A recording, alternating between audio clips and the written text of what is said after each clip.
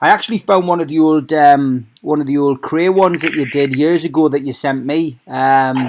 Fantastic one just like the cross with Ron Kray and Reg Kray on and all that, you know. Yeah. And I thought, we've had visits. We've never actually spoke about the Krays ever, right? Even on visits, we've never spoke about it. Like when you first met Ron. When did you first meet Ron? Was it Broadmoor? No, fucking Parkhurst, 1975. Parkhurst, 1975. What was he like then, Charlie? I was on the unit with Ron and Reggie in 75. And didn't you hear about the first time I met them? No, because obviously that was like they got sentenced in. They got arrested 68. They got sentenced in 69. But I never really heard about like anything like with you and the Krays. I've read a couple of stories, but Listen, what were they like? The first time I ever met them. Yeah. This is a funny story. This. Yeah. I just arrived in Parkhurst, 1975. And they put me on the special unit. Everyone on the special unit was doing life, all barring me. I was only doing 7 years. Yeah. But I'd been on a load of roofs and taking hostages. So they put me on there just to see how I'd be on there, Right. Anyway, when I've arrived on there, they was all banged up. So they put me in my cell. They said, what we'll do with you, we'll leave the door open and let you settle in because we'll be opening the lads up in about half hour. I said, all right, nice one. So I'm cleaning me cell out, as you do. Yeah. And I'm always on my hands and knees looking in the little holes and the cracks just in case there's a blade in there or drugs or money. Once I found a £50 note, Anyway, so I'm cleaning my old cell out. And I've heard the keys and the boots, and they're all opening the doors, Yeah. And then I've heard a tap on my door. But before I said anything, I could smell it. It was boiling hot coffee. And coffee in 75 was a bloody luxury, believe me. Yeah. So I said, hey, who's that? So he's walked in, he's got a big jug of boiling hot coffee in one end and a packet of chocolate digestive biscuits in the other end. Double bubble luxury, that. He said, do you like chocolate biscuits and coffee, son? I said, fucking hell, not half. He's put them on the table, put his hand out. I'm Reggie Kray. So I've given him a hug. I said, God, fucking nice one, Reg.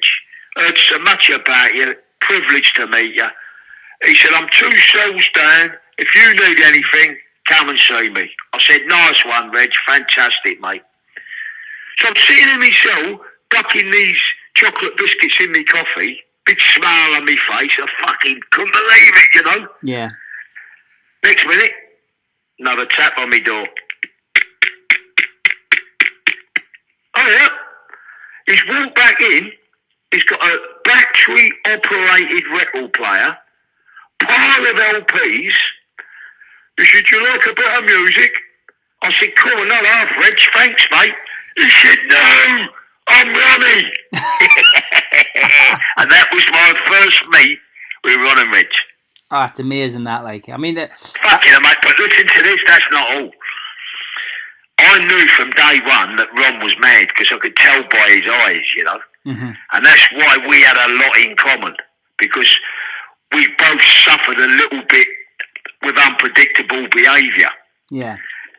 Now, when he left, I was looking at all these LPs, Shirley Bassey, Cliff Richard, the Rolling Stones, the Small Faces, Dean Martin, Frank Sinatra, and every one of them sleeves of the LP was signed to them. Wow. And I often wonder whatever happened to them LPs.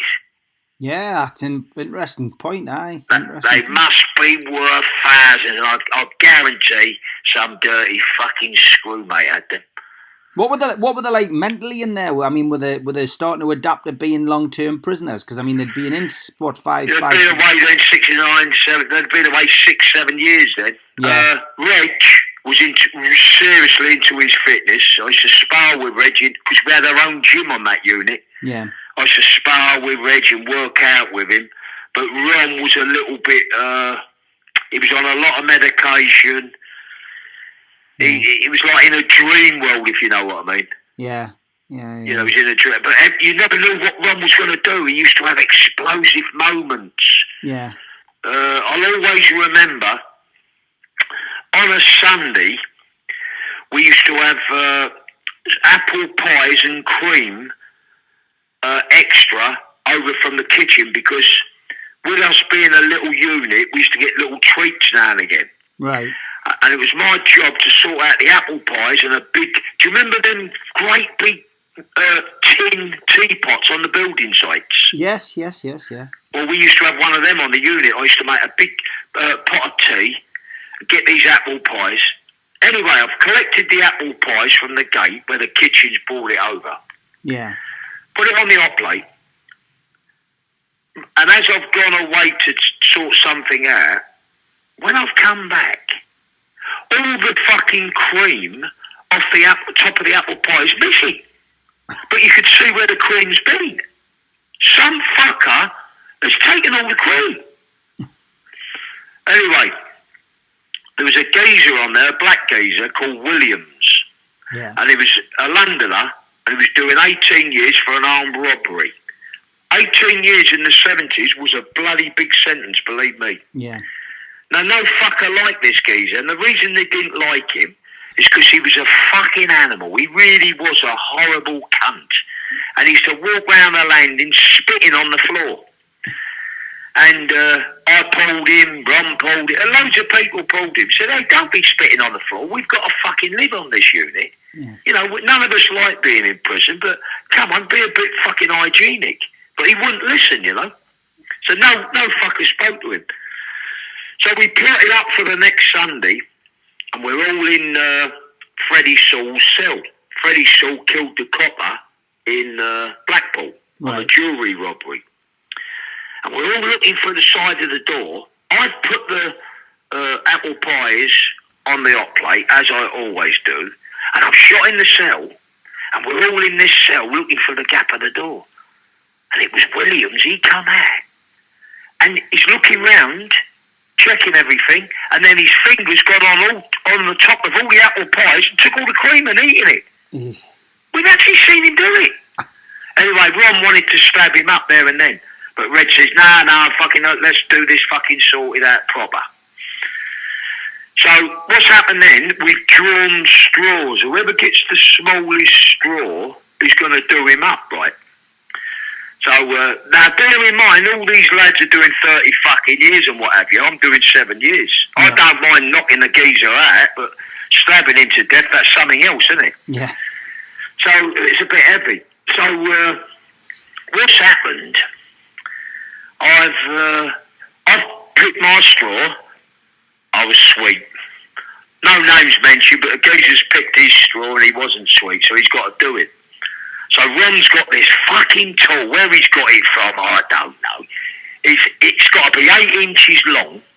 It's like a great big metal screwdriver thing embedded into a lump of wood.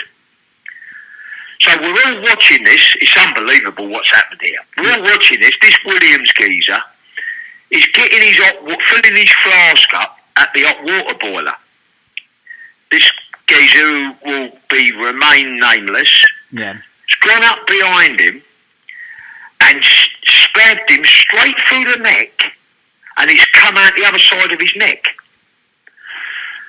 And he's dropped his flask, the geezer's walked off, and as this Williams has turned round, you could see the tool right through his fucking neck.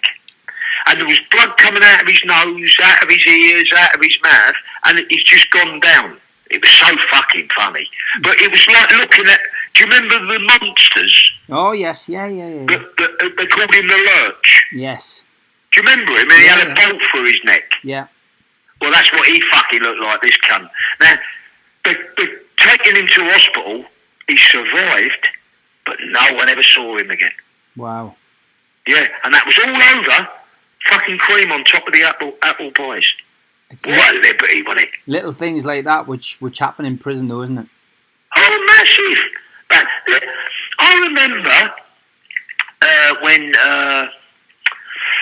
Johnny Patton from Luton Town, doing a 12, he was 12 years in Parkhurst.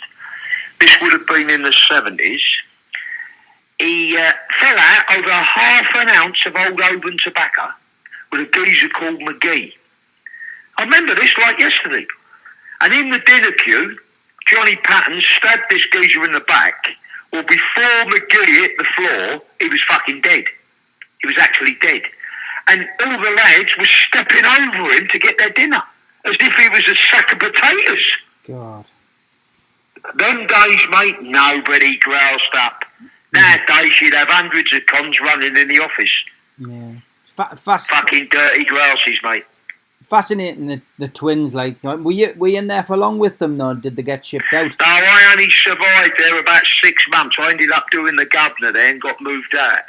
And then, what happened then, I went on the merry-go-round again, up to Durham and fucking Winchester, Wandsworth, Winson Green, Brixton. I went all over the country, and when I went back there in 78, Ron and Reggie were then in the hospital wing.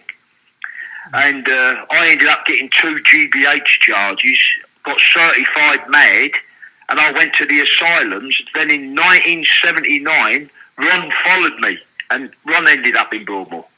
I then done 5 years in Broadmoor with Ron, and then when I come back to prison in the 80s, I ended up doing a year in Gartree with Reg. Wow, amazing. Yeah. Yeah, I mean, I first visited Reg in Gartree, and obviously I used to visit Ron in Broadmoor. He was a different character in Broadmoor, I bet. Oh, yeah, fucking hell, mate. Hey, whether people like it or lump it, Ron was the governor, mate, in Broadmoor. Yeah. Always had his best suits on, his nice little rings and his watches and his beautiful ties. He was the daddy, wasn't he? He looked the business, didn't he? He looked the business, yeah. He looked the fucking... I'll tell you what, I've got some memories. When we have a drink one day, we'll have a talk about it. I've got some brilliant memories, mate. Yeah. Absolute brilliant. Honestly. Amazing. And I was in Franklin Prison in the Seg block. I'd just come in off the exercise yard doing me training. And I'm in my cell having a strip wash. This is 95. And someone shouted me through one of the cell windows, Jazz. I said, what? I'm having a wash. He said, quick, come to the window. So I've come to the window. He said, fucking Ron's dead. I said, who? He said, Ronnie Kray. I said, you're having a fucking bubble, ain't you? He said, he's dead. I couldn't, fuck it. Honestly, I cried, mate. I did, because I'd lost my best mate. Yeah. I've lost my best mate of ever, because he stood by me all the way through.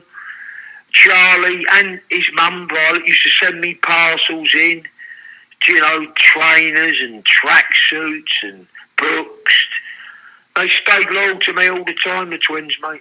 Yeah, they did. Sad day. Yeah, comic relief day that he died, so he had the last laugh. Oh, was it Comic Relief Day? Yeah, it was in there. I never knew that. Fucking hell, I never knew that, you know. Red Nose Day. Yeah, that was it. Right. Fuck me, you couldn't make that one up. You couldn't. I never knew it was Comic Relief Day. Aye, unbelievable. But he died young, really, when you think about it. But he was always smoking too many cigarettes and that, man. Well, all I can say was, it was an absolute fucking privilege to do a bit of time, spend a bit of my life with them two fellas, because it don't matter what done outside, it's none of my business, but inside, they were both fucking good men, mate. Yeah.